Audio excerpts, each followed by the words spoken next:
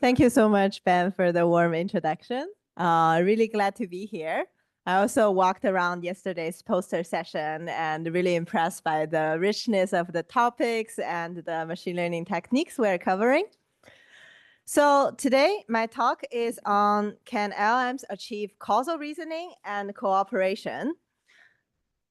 As mentioned on the slide, this whole slide deck is on my personal website, so you can access anytime. So also just as a broader overview, in case people want pointers after the talk, my complete research agenda actually consists of two separate lines, one on causal reasoning in LLMs, the other on causally understanding how LLMs work. And we just hosted a NeurIPS 2024 tutorial with 1,600 attendees last year. And also, if you check out the video, you can also get the view of what Joshua Bengel, Bernhard Schokopf, and many other pioneer AI scholars think about the role of causality in future LLMs. Another future pointer is that we do have a long paper list of causality and NLP, as well as earlier videos as well. So starting with today's talk, the motivation is that we have been using LLMs in many different disciplines, such as using them for code generation, as many of us use Copilot and others, for robotics, for decision making, computational social science, amongst others. However, a problem does arise about reliability. If we look into the error reports on common LLM systems, we might see news such as they should suggest gluing pizza and eating rocks. When people use Gemini or amongst many other LLMs, it's really typical and not specifically targeting at someone.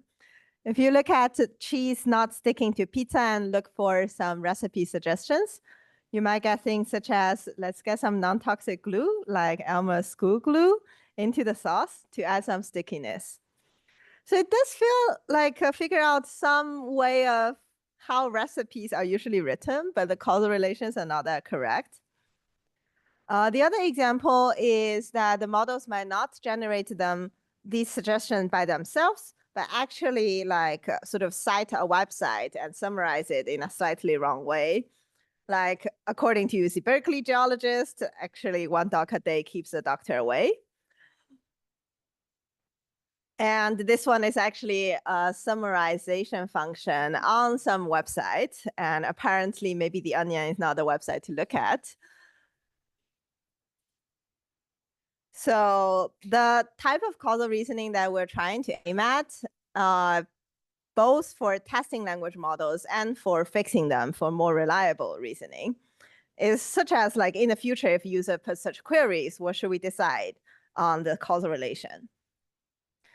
So for that, I guess yesterday we already see very nice lectures about LLMs. Just a recap, when LLMs receive a question, it usually have, just to super simplify it, it usually have 3 types of different modes.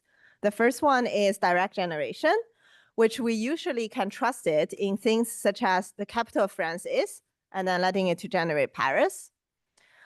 The second mode is LLM plus retrieval augmented generation, RAG, where you can usually roughly trust it on summarizing opinions and findings from trusted sources, such as maybe CDC and other websites.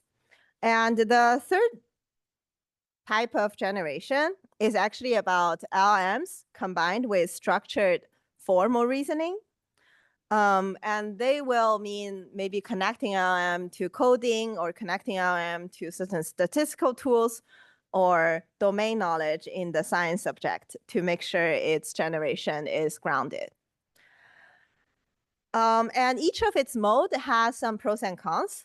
The first one is the cheapest to run, just one shot. But then we face this common problem called hallucination, generating grammatically correct but semantically incorrect sentences. The second is a misinformation problem. If there are some propaganda or just scientific misinformation spread widely across the internet, then the second mode of LLM plus RAG will be attacked. The third one, which is also why we really want to emphasize on reasoning, if you look at the latest updates of language models, is really about bringing structured formal reasoning into making models more trustworthy. So one early example of like a very simplified reasoning task that models can do correct is, for example, if you ask it, what is the 17th root of 1,000? And then it will give this step-by-step answer to transform the question and also call a calculator, then deriving at the result, which is correct. Actually, before 2024 and for earlier models, it does struggle on the problem, mainly because the first mode, direct generation, cannot really solve it. So, but then for scientists, we actually need this type of step-by-step reasoning, of course, not on this simple problem and on a general set of problems. And then here, the broader scope is that we have the current skill set doing very fluent, grammatically correct direct generation, polishing our essays all the time. We have them retrieving things on websites, such as like Perplexity AI, compiling results after looking dozens of the websites. And then we face problems. Some websites might be wrong. And the third skill we want to look at is maybe we want to add some data analysis skill, maybe let the language model call certain correlation fitting or basic statistic tools. And then one case here could be that if we let LLMs to fit a statistical model when facing a data that we give it. Here's an example of like this chocolate cause Nobel Prize, where you plot each country on XY dimension, X meaning the chocolate consumption, and Y meaning the Nobel laureate per 10 million population. And then you see roughly a linear line here fitting the data well and maybe statistically significant. And plus, we might see websites claiming eating more chocolate produces Nobel Prize winners. And of course, we can have a patch on the LM saying that confectionery should not be a good source. But then sometimes we also have Forbes publishing some opinions, and then the articles can claim the same findings. So it will mean like a simple patch of looking at the URL domain of the source might also not be enough. So we really need a model that think like scientists, and all of the previous skills could go wrong. What could be missing? Adding causal reasoning into it. And to highlight what we mean by causal reasoning, it is that we don't just want to interpret the past, like fit in existing data very well, but we want to act towards the future.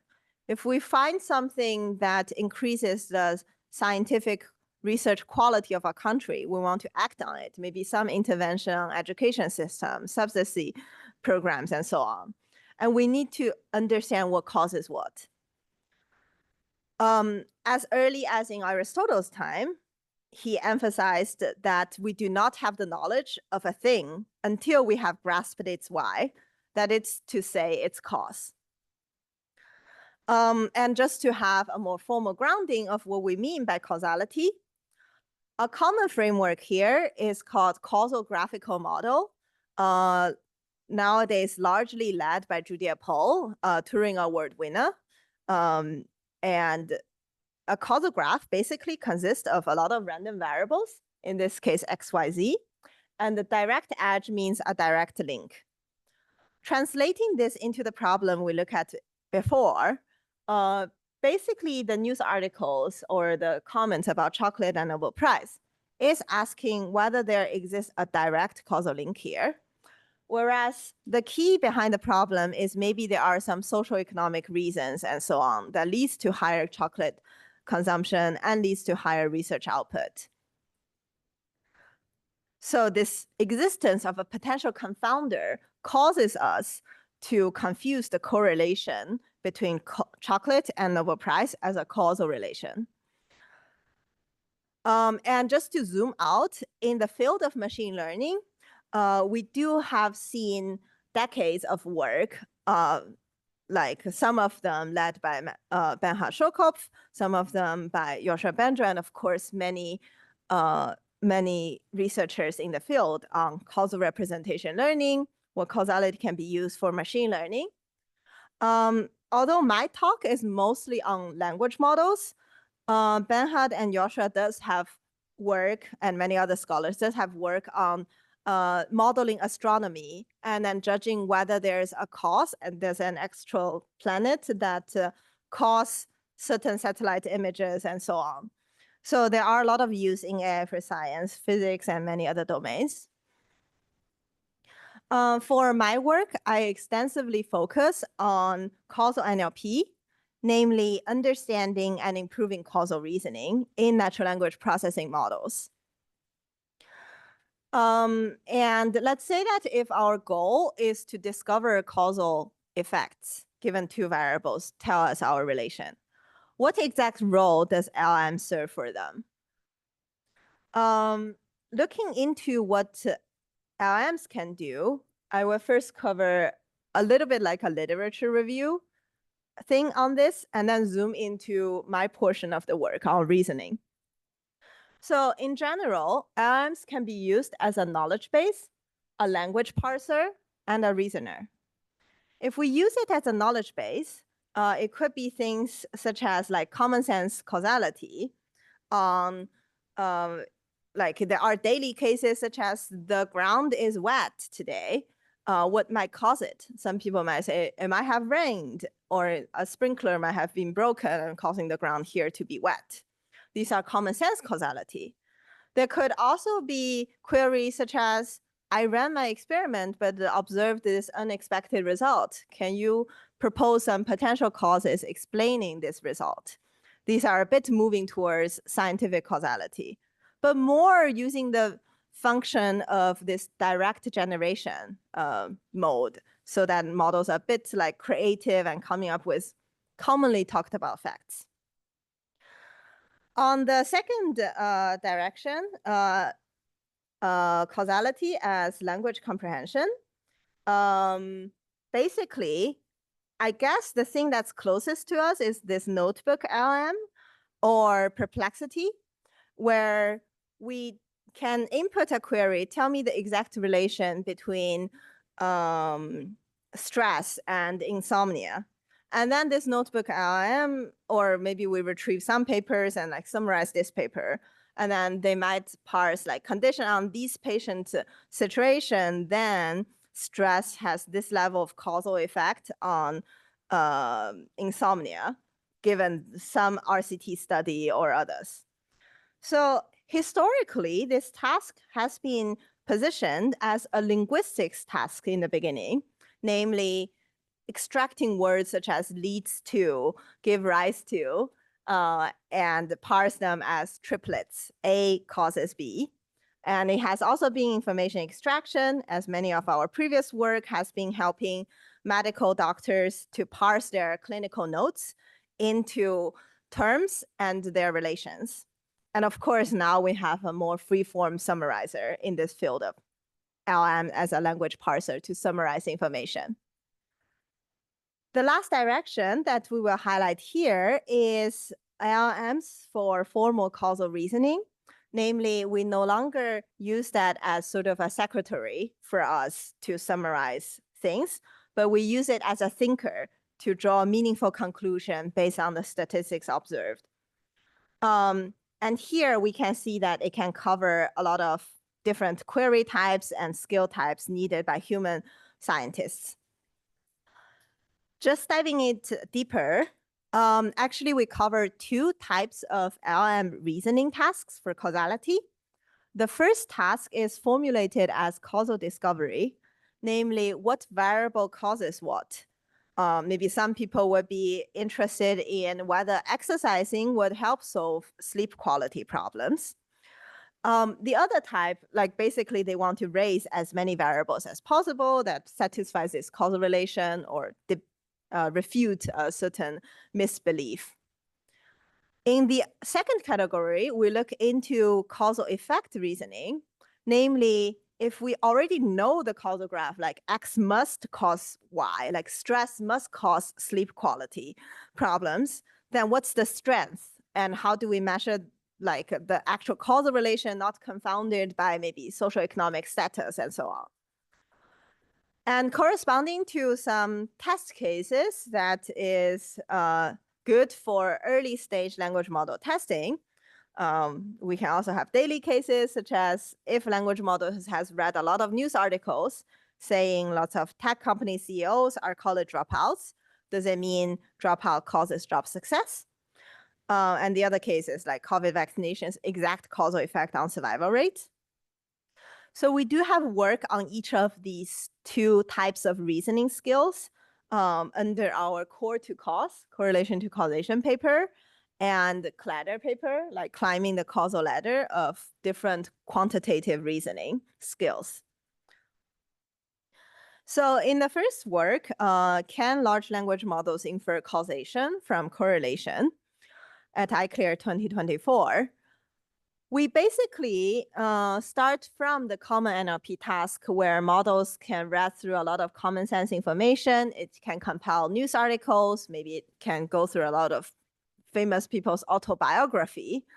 And then like just as a test case here, we might see a case such as ice cream sales increase, the rate of shark attacks sharply increases as well. And there are two types of hypotheses we can rate. The first one is maybe ice creams make swimmers taste better. The second one is maybe it's about getting warm as a confounder, leading to people feeling hot and eating more ice creams, and also leading to more swims and thus more shark attacks.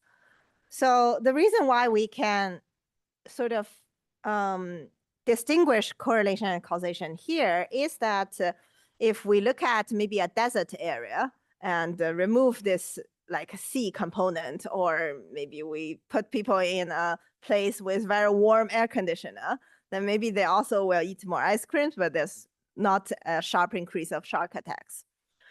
So what we have here is that we recall the earlier graphical formulation and put each variable into the causal graph. And then here, the common sentence that correlation doesn't mean causation actually have the following exact formal meaning. When we in natural language mention causation, C can cause D, A can also cause D. So such causation means that the two variables are on a directed path with the links all towards the same direction. Then you can say anything in the end, like an ancestor caused a descendant here.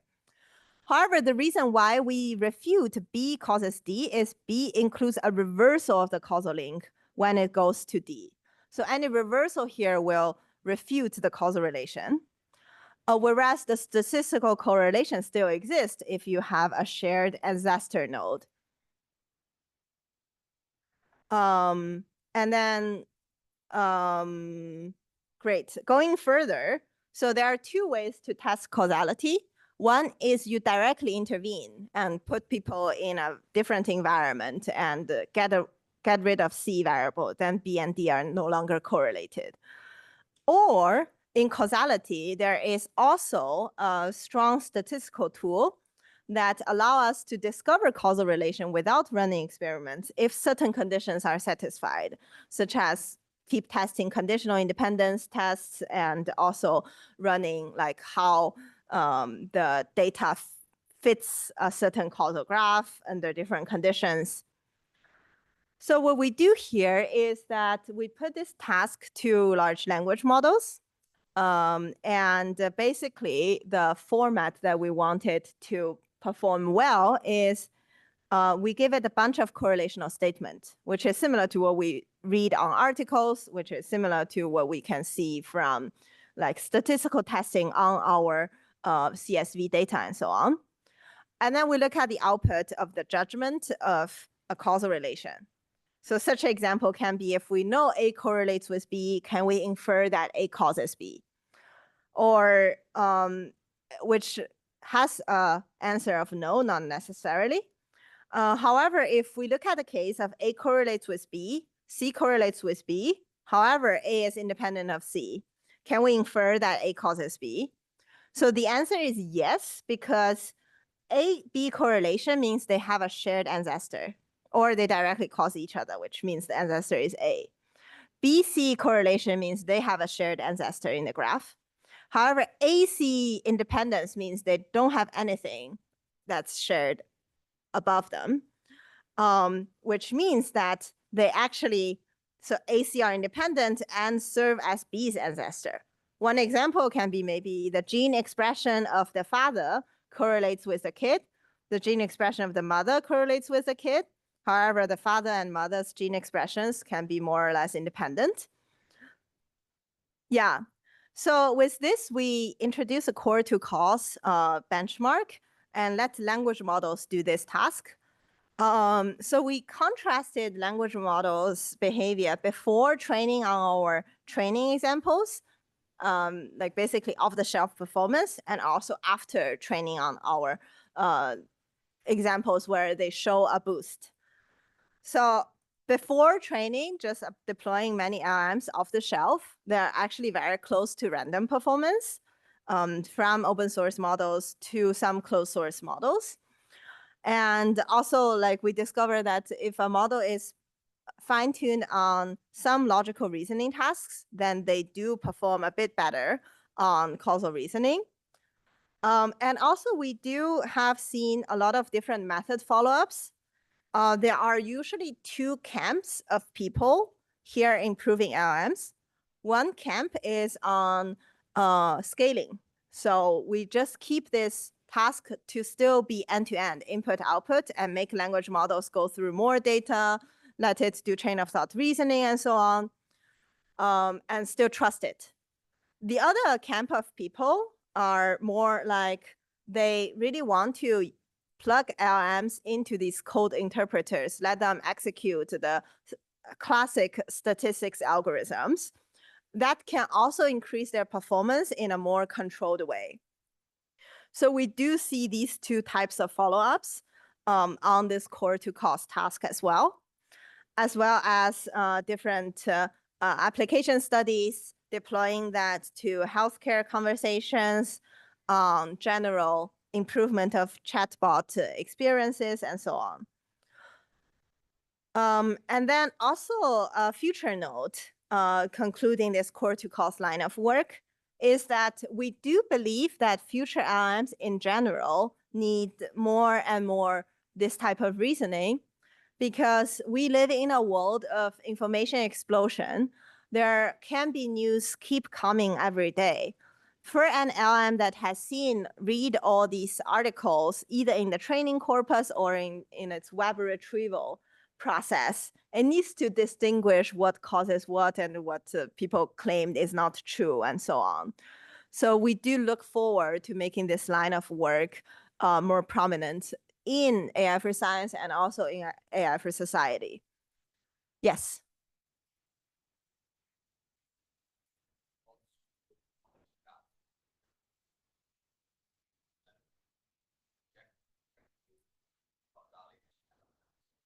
Totally. So the question is about whether old school knowledge graphs, maybe not old school, but knowledge graphs can enhance LLMs.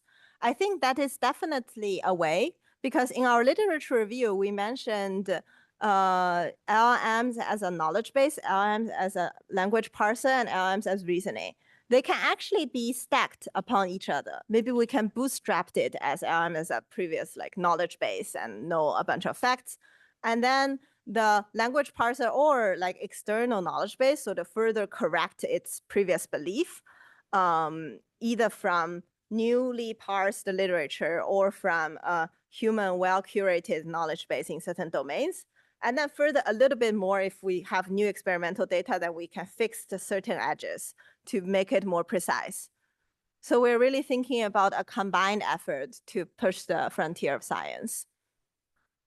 Very good question. Yes, one more, and then we proceed. Yes.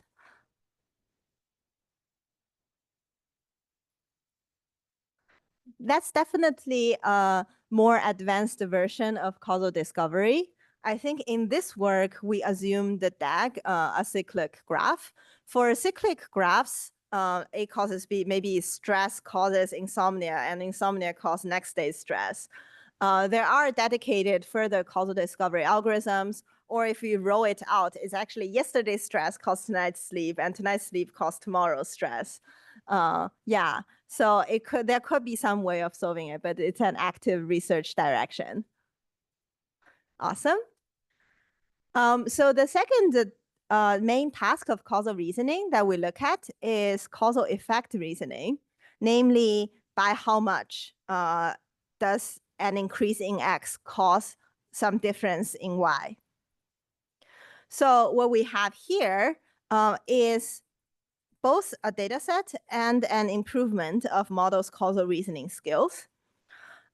Just to contextualize this a little bit, why do we need quantitative reasoning? Why is it not just a binary relation? A has a causal relation on B, done. So one example here could be, is the causal relation positive or negative? We need an exact number.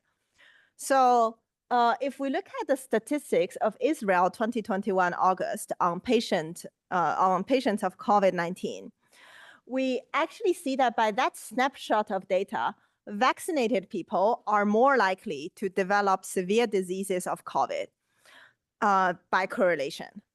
And then does it mean that the overall causal effect of vaccination is negative for health? So what we have here is, again, we ground it in causal graph. There is a vaccination variable and a severity variable of their health condition.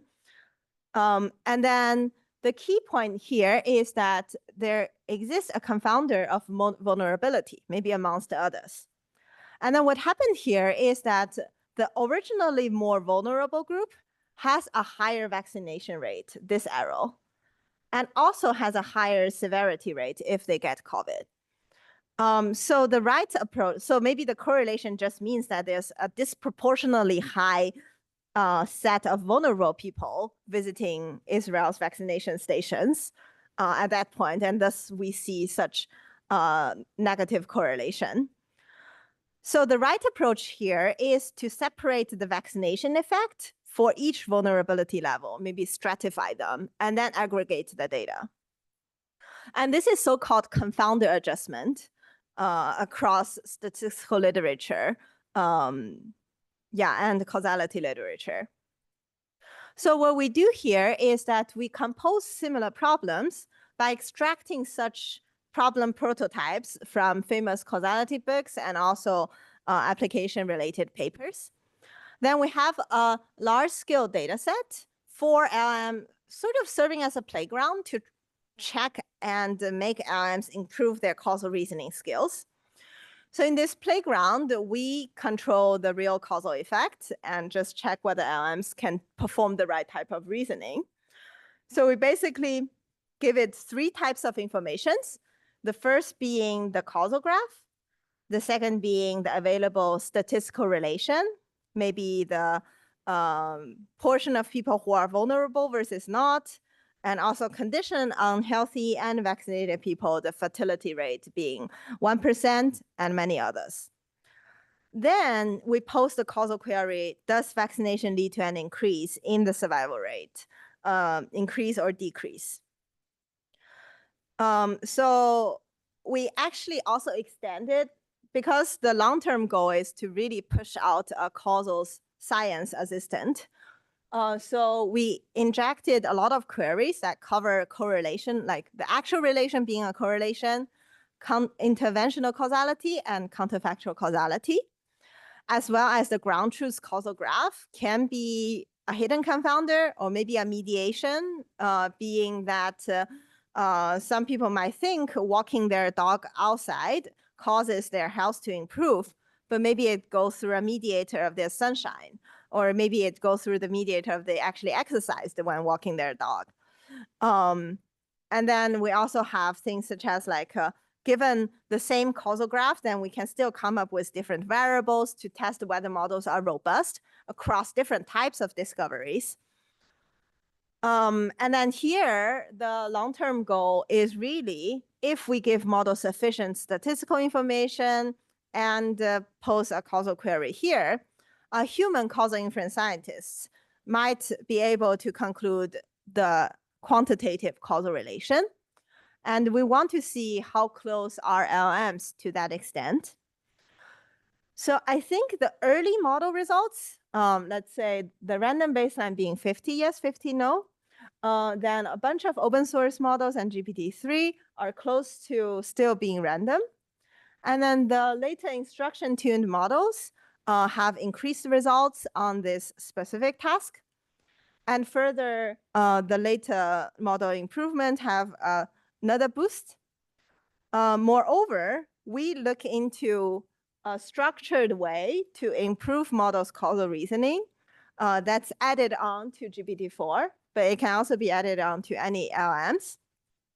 Namely, we propose this causal chain of thought, causal COT reasoning, that takes in the query with all the information and a causal question, and construct a 5-step reasoning process from parsing the right causal graph, therefore, and also formalizing the query to average treatment effect of X on Y.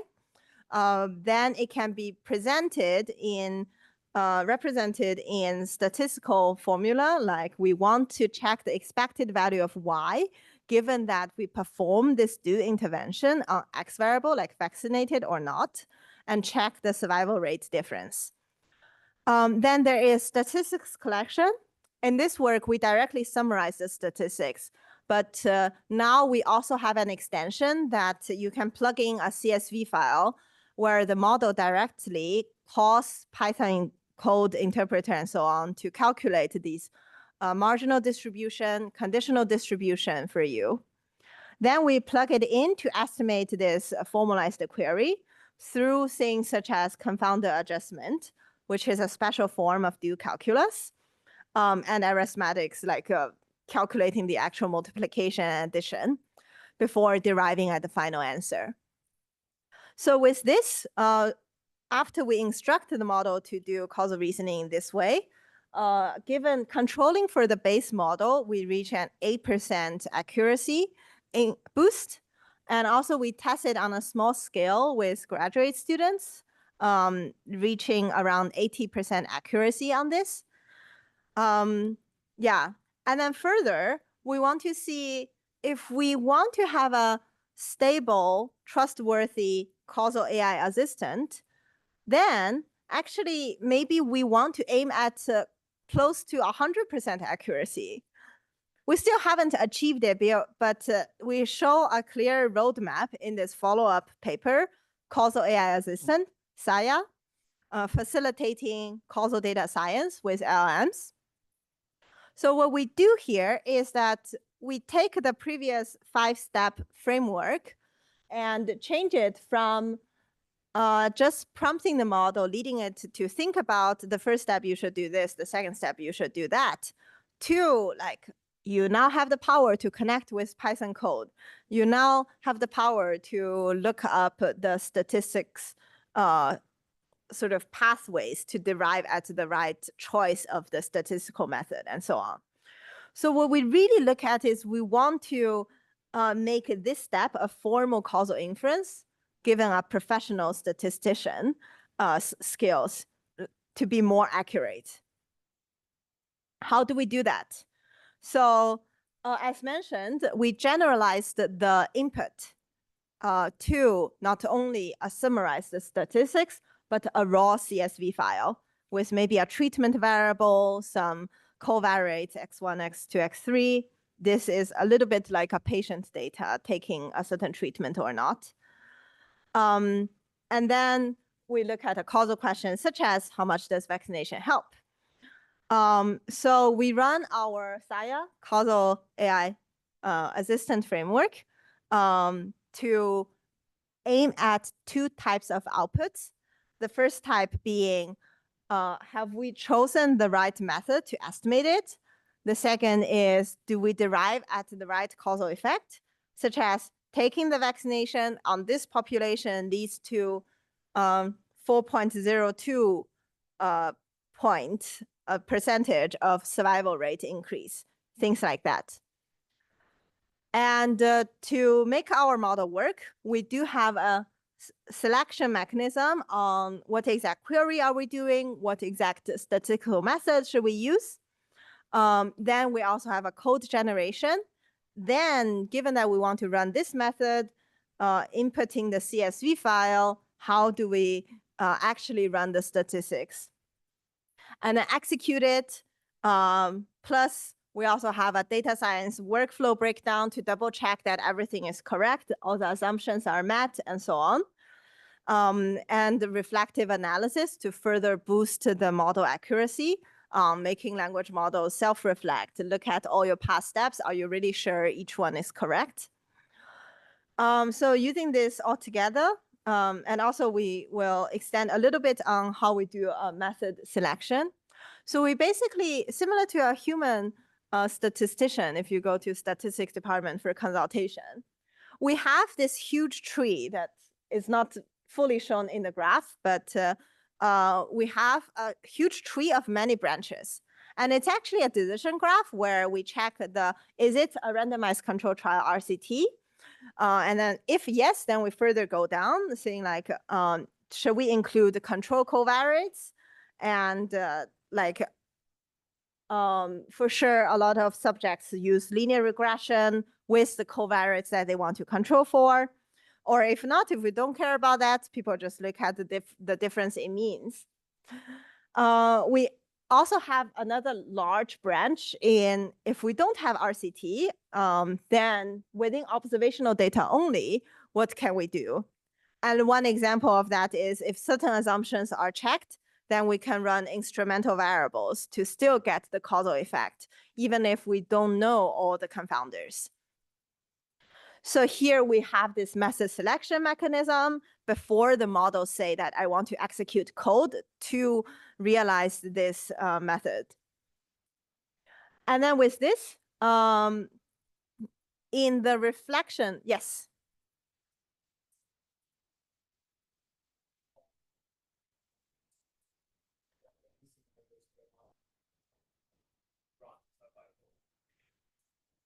This is a great question. And actually, during this study, we touch upon a lot of, like, if we actually extract an economics paper, they might also have several methods for their choice. And sometimes human scientists have a preference.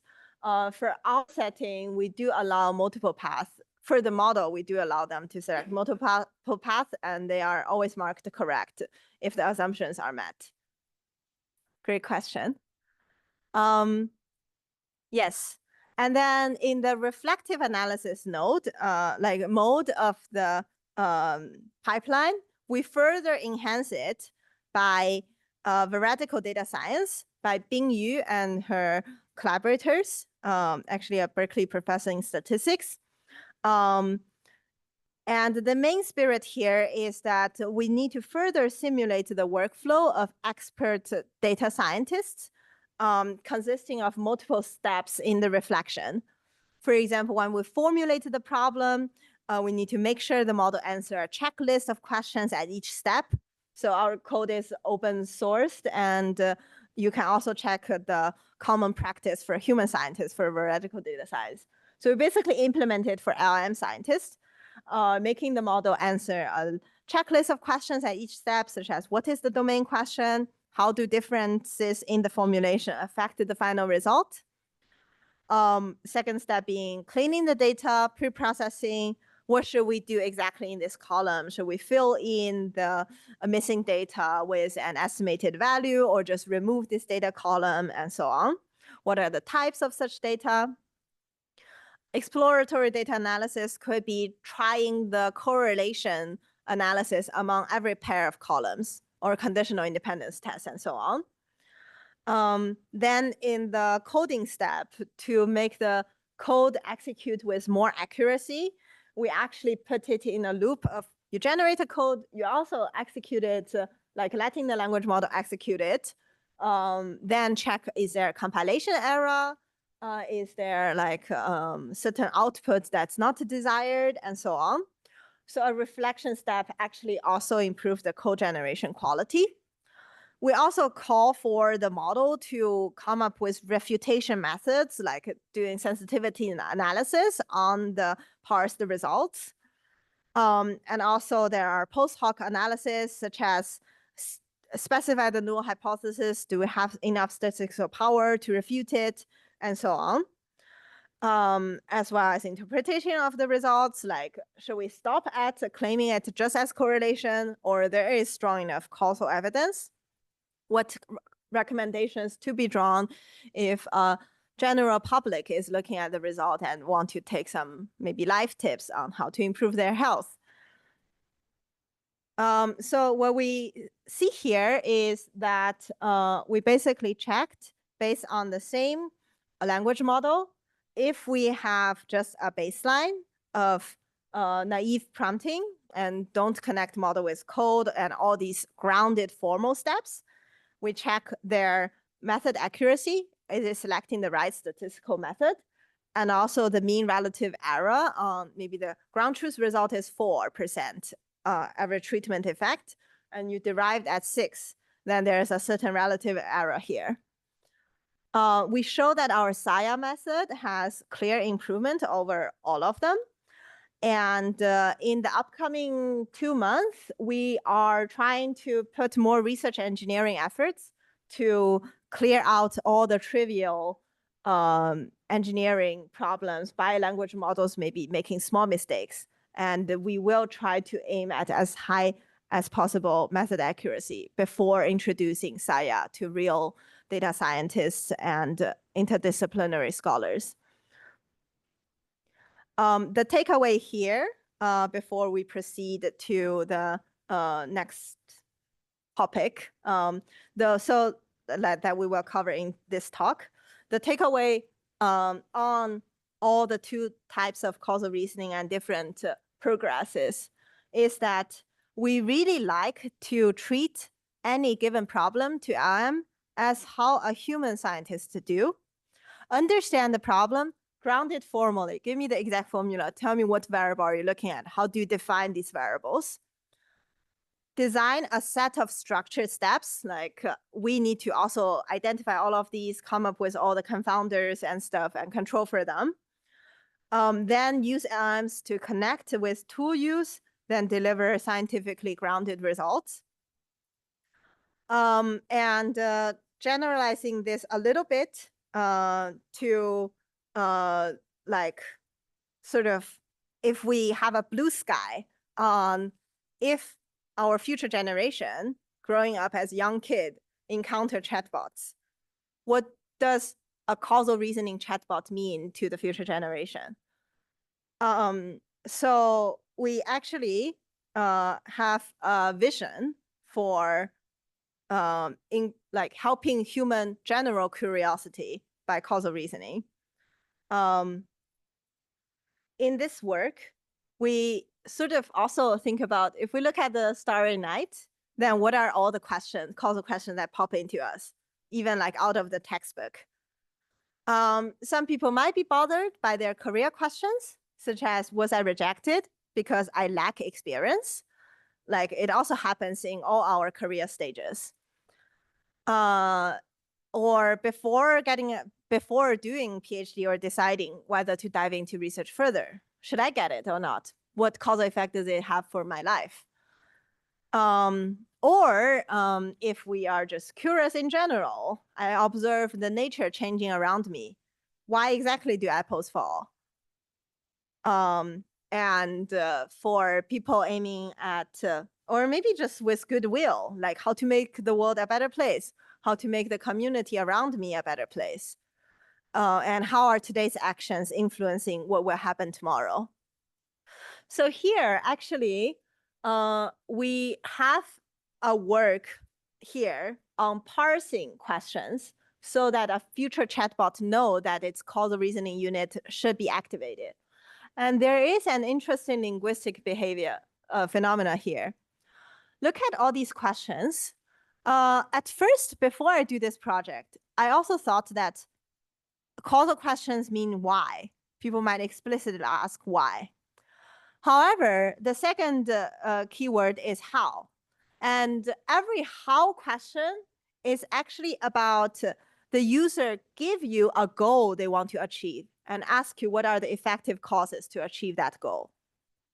Or in some cases, they list a set of things, a set of potential causes, different actions, and then asking you like the future projection.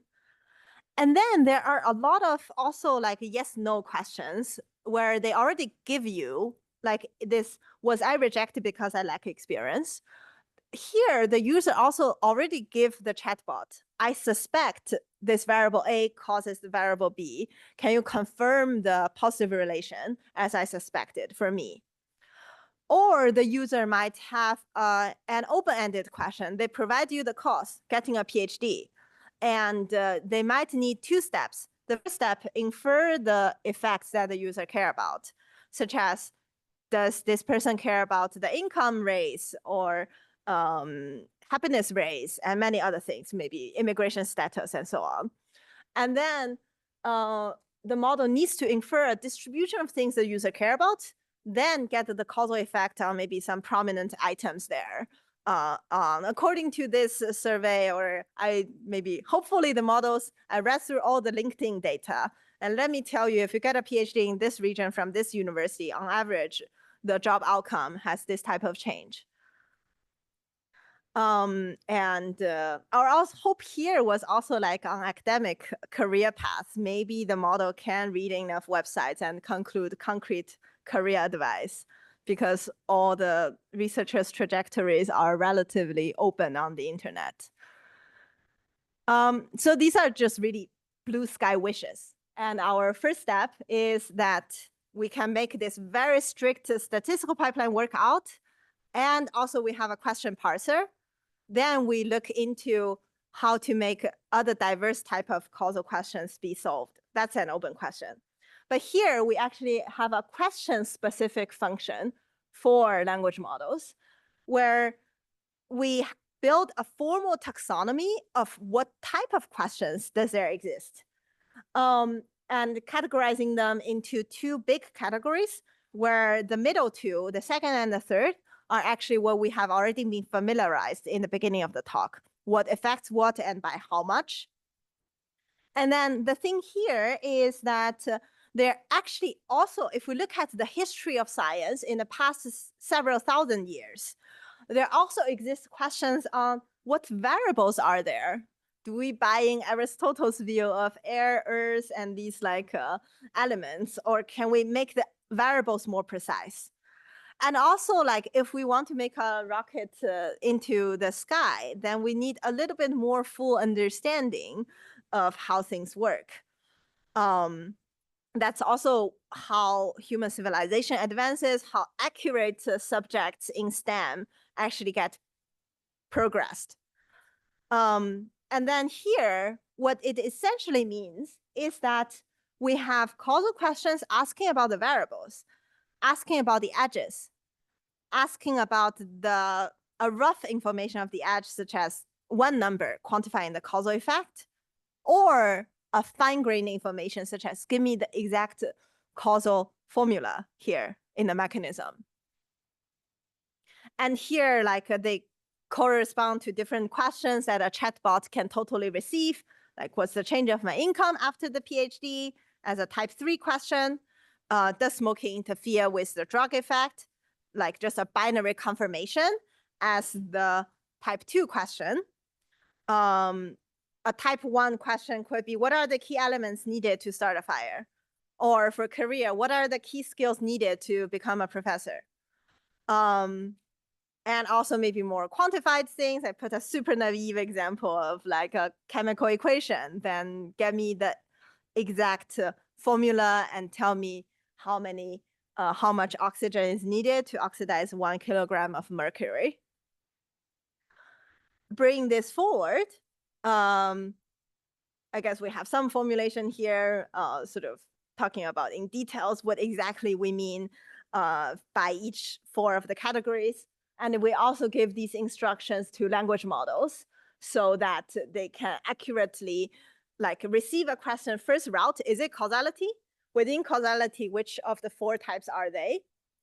And then after that routing, they can go into, if we are asking about the causal effect, if we're asking about the edges, then we can route to a similar function as core to cause.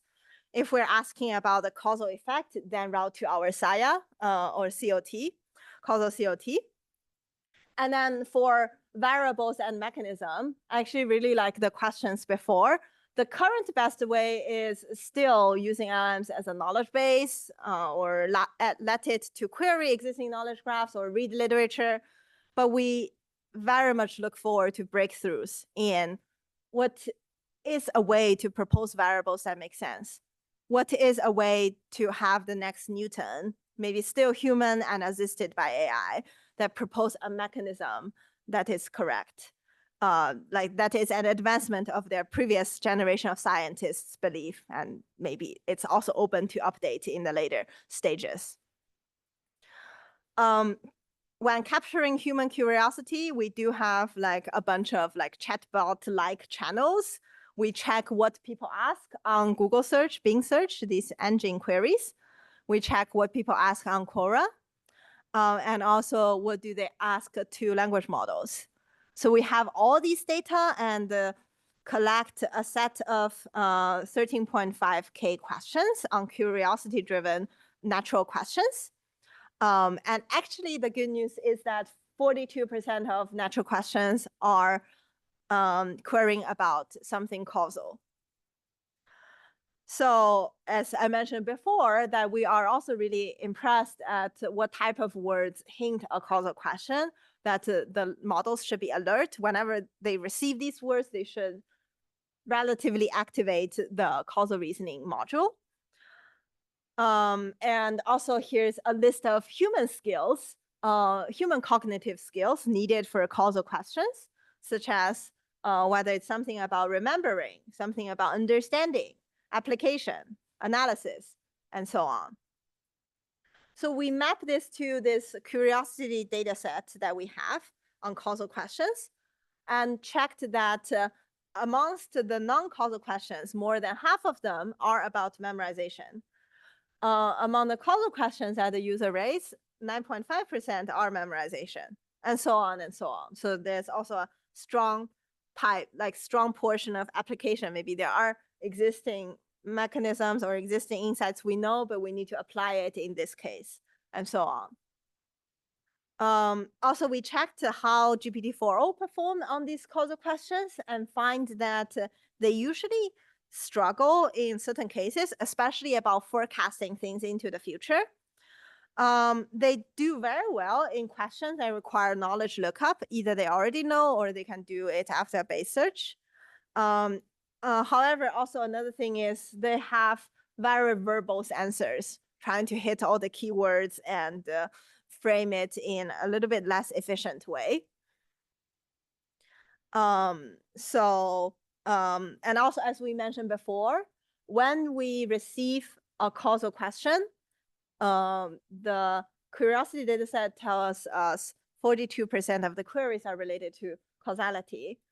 And then if we strongly focus on type 2 and type 3, causal discovery and causal effect estimation, then actually 53% of the questions can potentially be routed through this formal causal inference reasoning pipeline. Although this whole research agenda is really growing and might take a bit more to aim at higher accuracy. And also to enhance further accuracy, we have also been looking at things such as reinforcement learning and accurate middle checkpoints of language models. This work, we wouldn't dive into detail, but we have a unit in the whole process about introducing formal verification framework in LLM-generated causal expressions that can help when LLMs try to formalize a query, like there might be a natural language description and we walk it through different steps of the query, then we have a formal engine behind to check whether each deduction step is actually correct or not. Yes, and the takeaways on this whole space before we move to the last paper. So a short summary for this whole thing is the space of natural causal questions shows the great potential of causality to chatbot AI assistance, and future work is needed to bring it even more scientific. And it will be very promising to compare LLMs as a knowledge base for causality and formal reasoning on these questions, especially if they will also be in conflict in some cases or just augment each other and in many different ways. Sort of finishing the whole previous batch of LLM causal reasoning. The last work we want to introduce is what does it mean for the recent rise of two things? One, reasoning models, test time inference, and also the other, multi-agent LLMs. Like now I still envision a lot of assumptions behind my previous work as there is just this one LLM, try to learn all the knowledge super well and apply them accurately. What about if there could be multiple LLMs interacting in the system, they can help each other, point out each other's flaw or discuss with each other before deriving at the final solution. So we have a recent work revisiting the multi-agent debate as test time scaling, a systematic study of conditional effectiveness. Basically, as the title suggests, if we put multiple agents together, there might be certain conditions when it's effective and certain conditions when it's not. So the broad background we're looking at is for humans, sometimes when we solve complex problems, we host group meetings, we host discussions, we host debates. Same for multi-agent systems. There could be a complex problem that require multiple LLMs to discuss.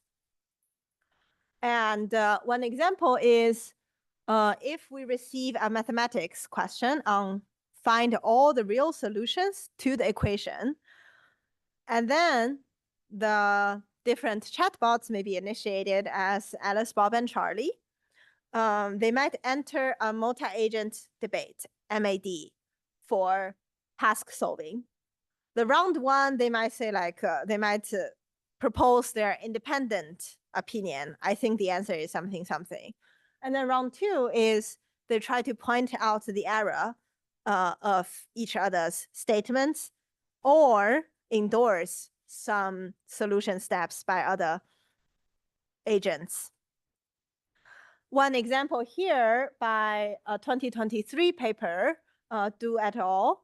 Looks at how the agent's reasoning change after multiple rounds of debate. So you can see sometimes they are wrong in the early debates, and then in the last one, they're all correct.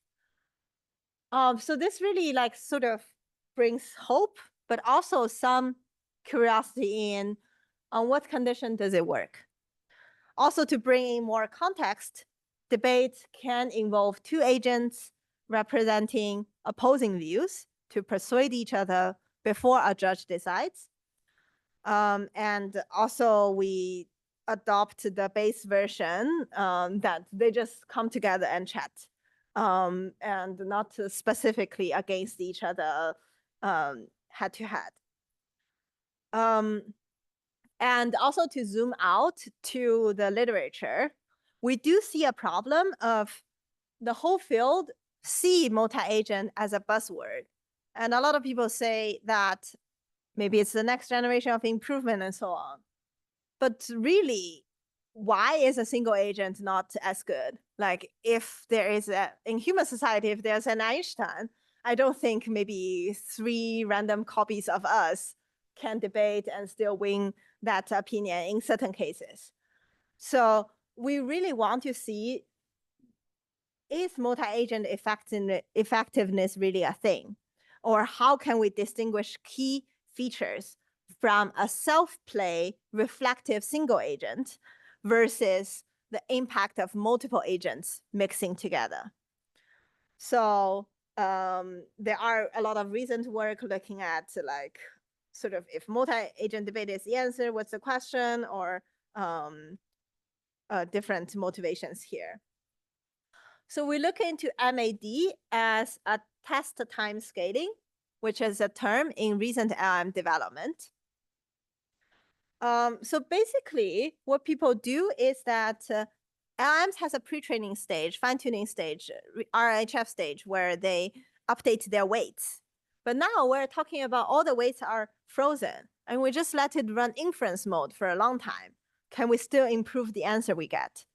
That is what's called like test or inference time scaling. Let it run for a whole day, debating with each other or other agents. Can it be better at solving math Olympiad questions?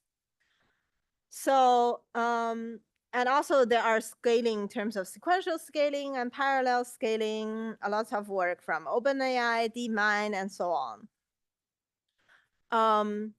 And also, if we have a graphical model of multi-agent debate, then the so-called parallel scaling is more like multiple agents do things at the same time and then aggregate.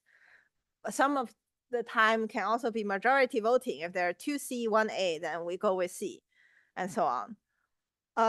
If it is about sequential scaling, it's more about an LM go through different steps and then run feedback, self-reflection, and so on before deriving at the final answer.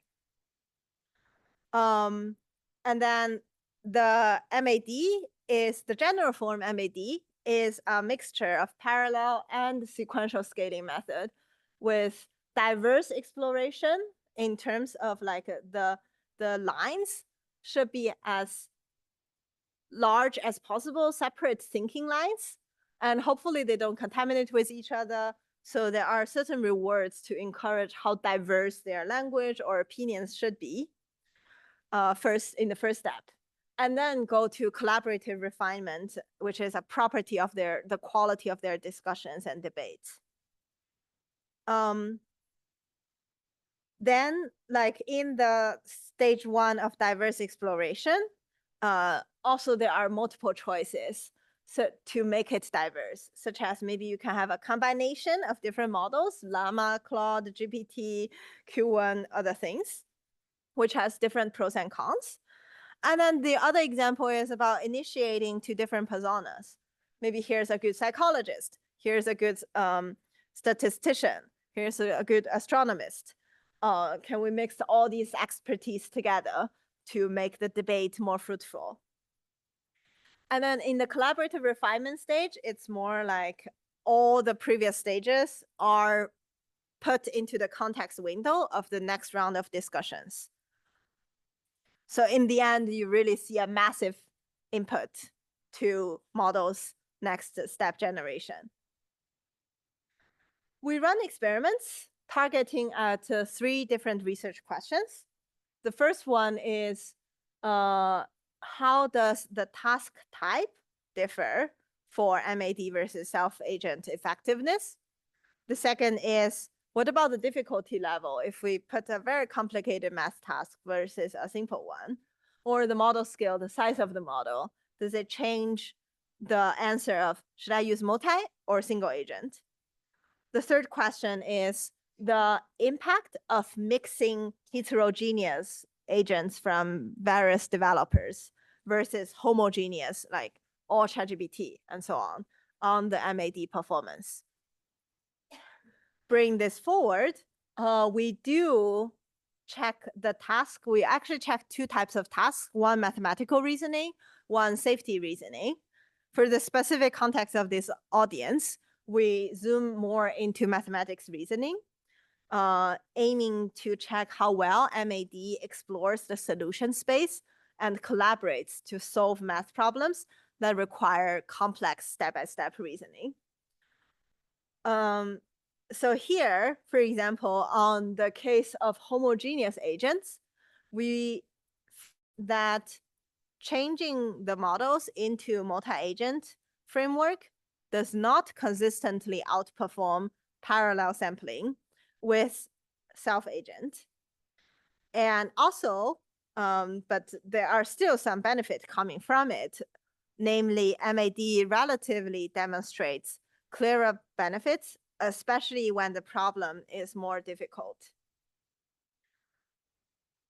Moreover, if we look at the sequential scaling, namely like letting the model have a long reflection line and so on, MAD actively corrects errors.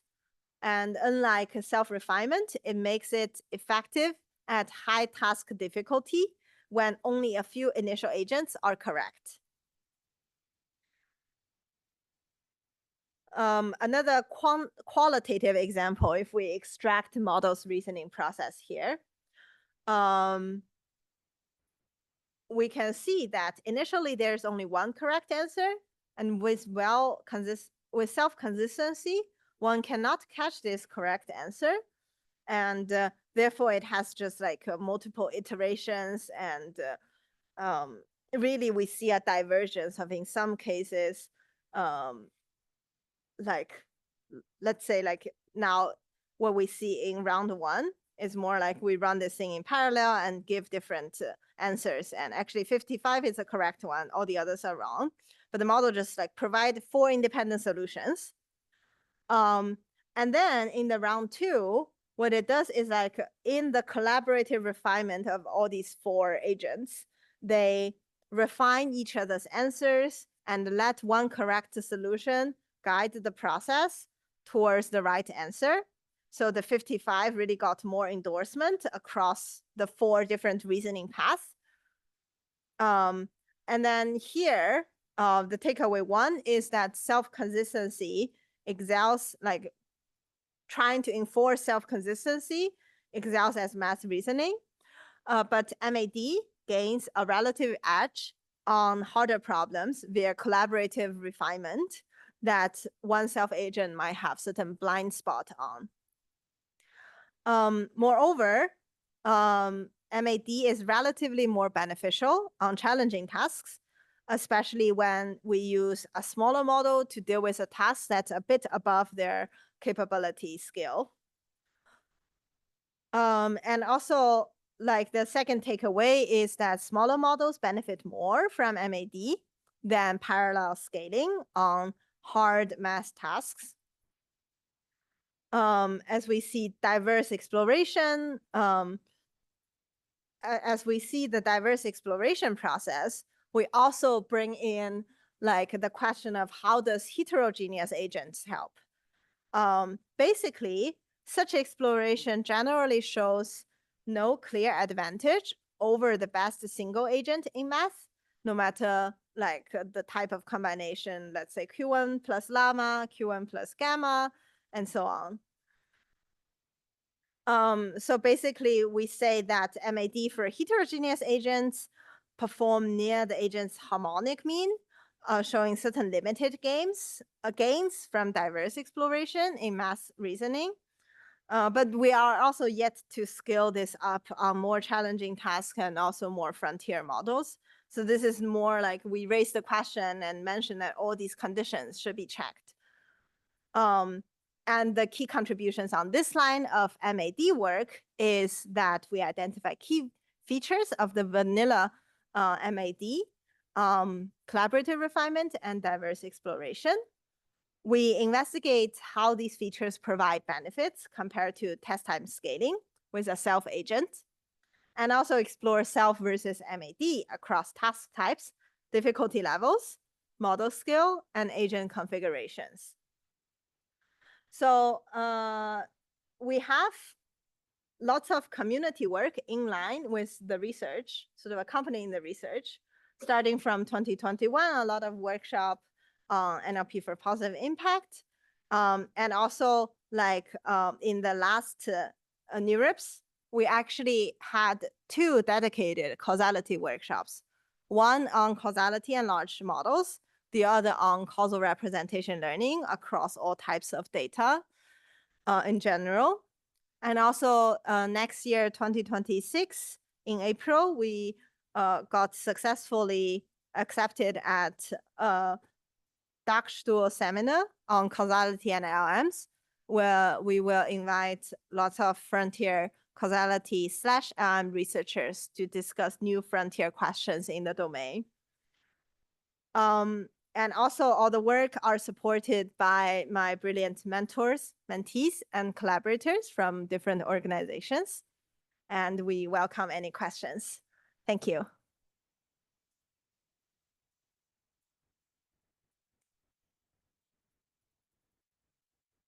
Yes.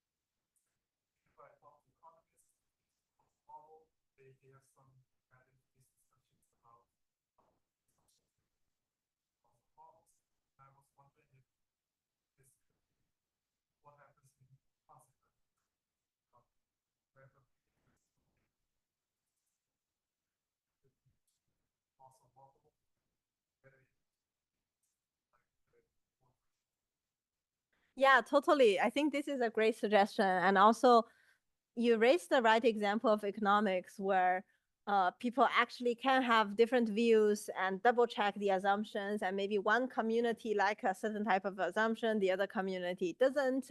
So we do think that multi-agent system is especially helpful for divergent views in a domain. Yeah, so this would be very helpful. And then uh, maybe it's also a domain related questions, maybe in healthcare or other domains, there could be a more well formalized problem and the solution is more well known versus in others. It's more about given this application, how to exactly apply it, what assumptions are satisfied, what is violated, are we happy with this choice of method and so on. Yeah, really great question. Yes.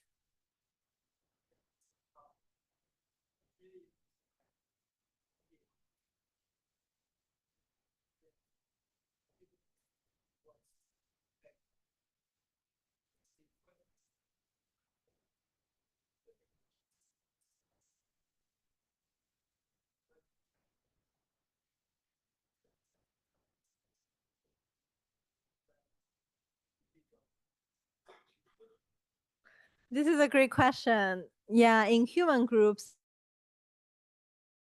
and also in LM discussion, maybe the last suggestion has a recency bias.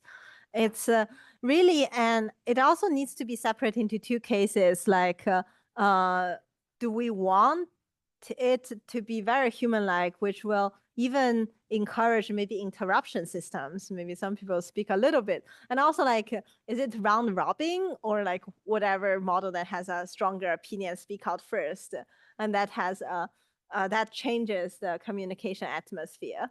Yeah, I do think there is value in separating a very clear mathematics or STEM domain versus a more like a social cultural discussion on where to go for dinner. If I plan a day in San Francisco, how to arrange the like a travel plan and so on.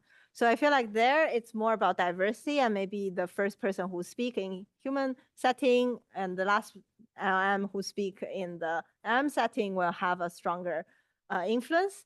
Hopefully in math related, STEM related discussion, it's more like mapped to grounded topics, and or maybe we can even have certain checkers, at least for math, there are lean and other verifiers, then which model is really correct should be leading the discussion. Yeah, thanks for the question. Yes.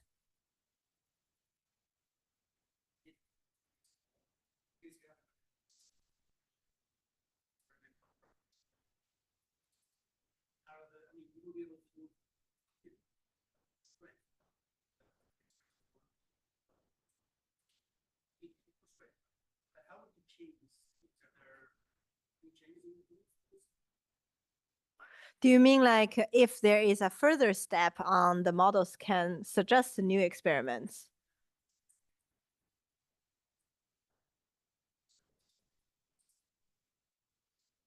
Yeah, totally.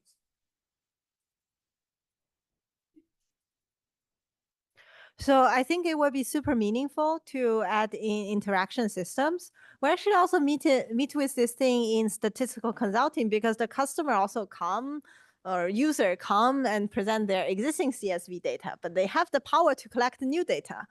Yeah. Yeah. Mm-hmm. Mm-hmm. Right. Totally. And I think here it's more like maybe the experiment with the strongest power to demonstrate causality is this. And then the current experiment is that. And the model should show the difference and suggest some minimal edits, or maybe given the budget, what's the most informative decision to run. Yeah. And it has some Bayesian optimization there in terms of like, given the experiment, what do we expect the causal graph, or given the causal graph, what are the distribution of experimental results to check? So it will be a very meaningful topic to make it interactive. Maybe this question first and then that one. Yes.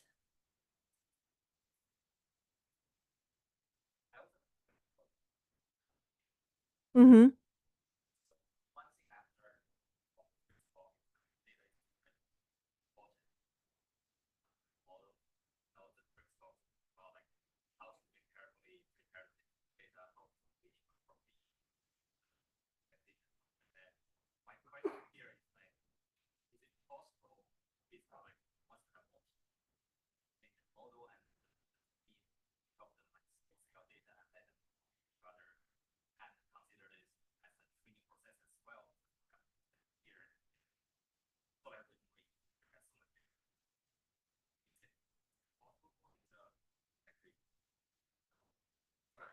I think there are various opportunities for inference time agents to increase their performance.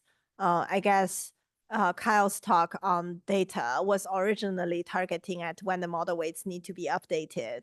And then, like, the more data refines their decision to be more accurate.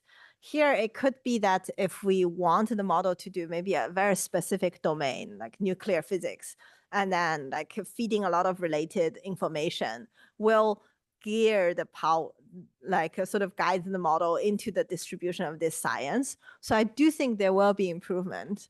And therefore, these like super long context window models will have a stronger promise in this field. Sounds great. Uh-huh. Awesome.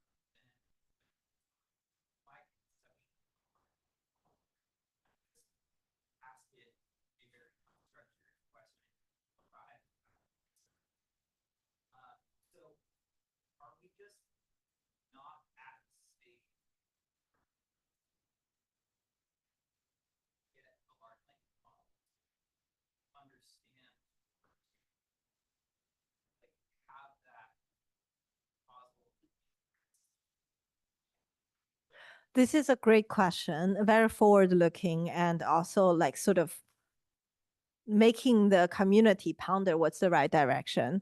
I do think that there are two intertwined aspects in it. One is user interface design. The other is our belief in the fundamental technical breakthrough of them. On the user interface design, even there is this MAD set of multi-agent, we see at least ChatGPT or Claude. They let the model think for a while, but don't exactly tell you the thinking trace. And on the surface, the users say input, output, done. That's one choice. And then on the technical level, I think there is a question about if we fix the model to be the current capability, what do we choose? And also for researchers, what's the next improvement direction? So fixing the model to the current capability now, 2025, June, then it's more of a choice of do we want more reliability, but more human curated engineering effort, but we can comfortably present it to human scientists as a tool? Or do we want like language models generate more diverse results and just let everything be in the prompt and don't constrain it to call the code and so on?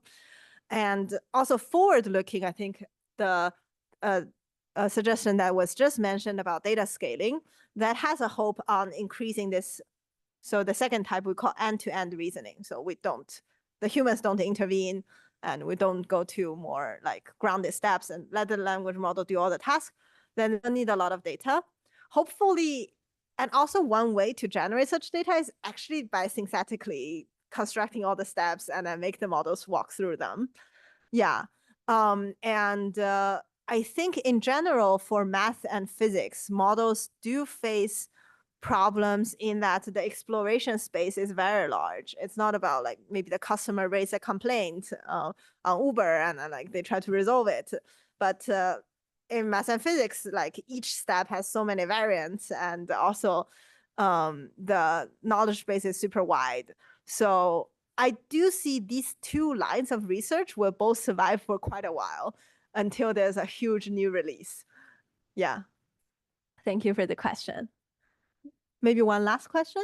Yes.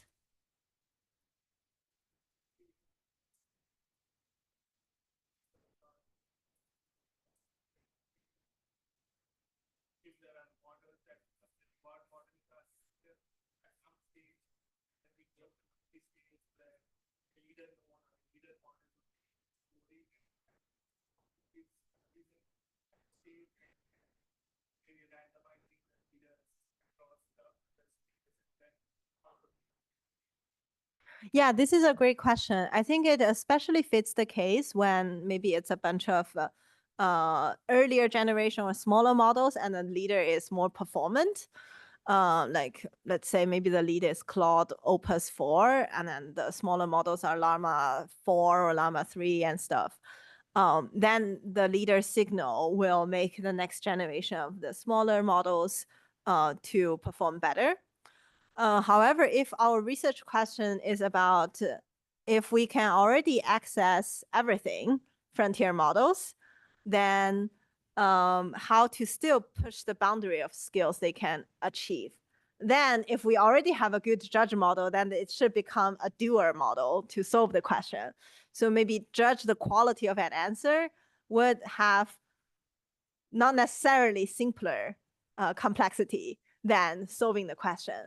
So it's still, there still needs to do some work on task type and the exact model type of skill and so on. Yeah.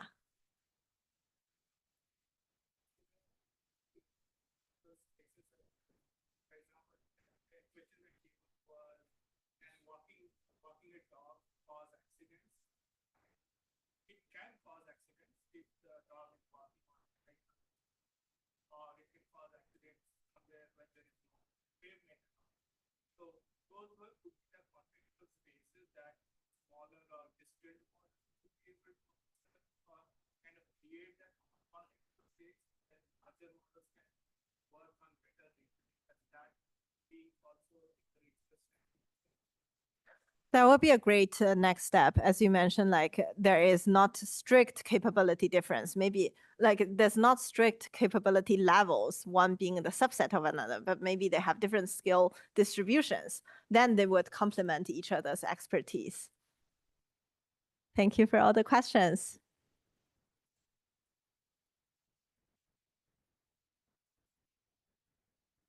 So we have a quick 15 minutes break. Let's try to be here on time because we have only 1 hour 50 minutes for the next talk. So it would be good if you can start on time. Enjoy your break. Amazing. Yeah, thank you so much for a great talk. It was really good. The audience is amazing. Yeah, okay, good. Good. We have a good time. Perfect. Yeah. No, this is very relevant particular, yeah, I mean, it just said like if you can eventually also kind of combine this with simulators, so actual Yeah. numerical simulators to That's fact true. check things. I mean, this will come sooner or later, but And actually, the specific scientific